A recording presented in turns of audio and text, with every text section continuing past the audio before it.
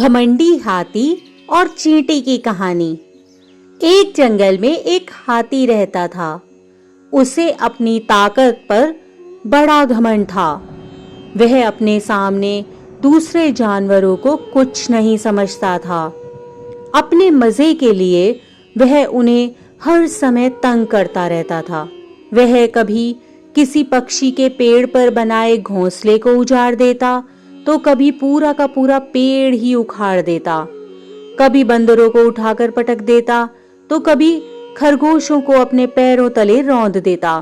सभी जानवर उससे परेशान थे, लेकिन उसकी ताकत के सामने कुछ नहीं कर पाते थे।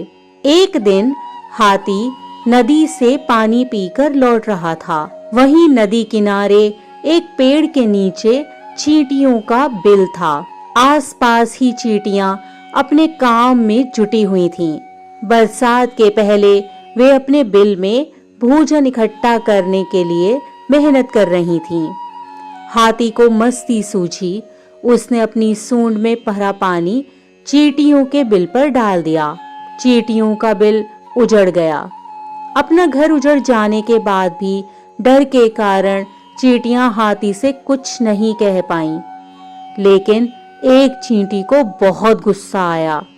वह बिना डरे तेज आवाज में हाथी से बोली, ये क्या कर दिया तुमने?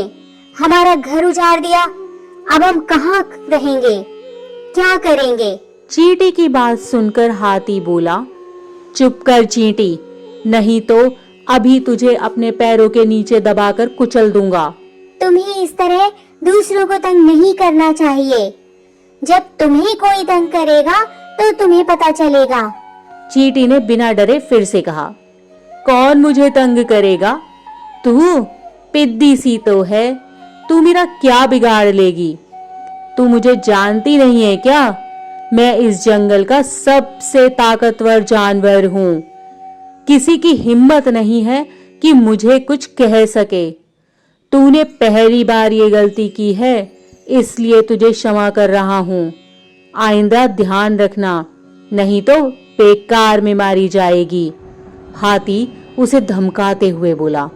चींटी उस समय तो चुप हो गई, लेकिन मन ही मन सोचने लगी कि इस घमंडी हाथी को तो सबक सिखाना ही पड़ेगा, नहीं तो यूं ही यह सबको तंग करता रहेगा।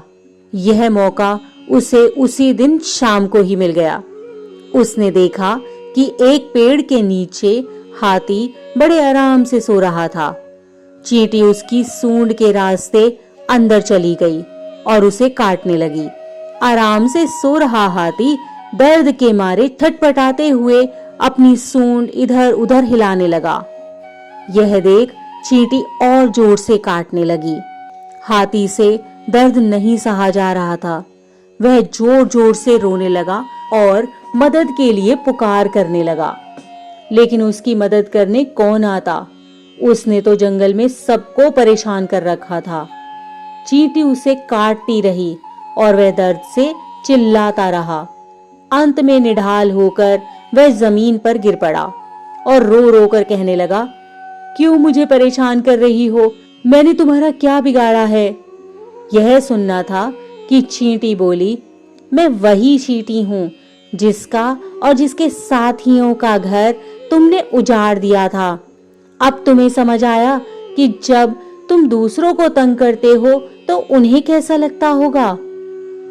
हाथी गिड़गिड़ा कर बोला, मुझे सबक मिल गया है। मैं तुमसे माफी मांगता हूँ और वचन देता हूँ कि फिर कभी किसी को तंग नहीं करूंगा। सबसे मिलजुल कर प्रेम से रहूंगा। कृपा करके मुझे काटना बंद कर दो और मेरी सूंड से बाहर आ जाओ। चींटी को हाथी पर दया आ गई। उसे लगा कि हाथी का घमंड अब टूट गया है और उसे एक अच्छा सबक मिल गया है, इसलिए उसे माफ कर सुधरने का एक मौका देना चाहिए। चींटी हाथी की सूंड से बाहर आ गई। हाथी की जान में जान आई। उस दिन के बाद से हाथी बिल्कुल बदल गया। उसने जंगल के सभी जानवरों से अपने किए की माफी मांगी और वादा किया कि अब आगे से वह किसी को तंग नहीं करेगा। जानवरों ने भी उसे माफ कर दिया और उससे दोस्ती कर ली। हाथी भी सबका दोस्त बनकर बहुत खुश था। अब जंगल में सब मिलजुल कर रहने लगे। तो बच्चों, क्या सीखा तुमने इस कहानी से कि हमें अपनी ताकत का कभी घमंड नहीं करना चाहिए, हमें दूसरों की सदा सहायता करनी चाहिए और मुसीबत के समय उनका साथ देना चाहिए, कभी दूसरों को परेशान नहीं करना चाहिए और सबके साथ मिलजुल कर रहना चाहिए।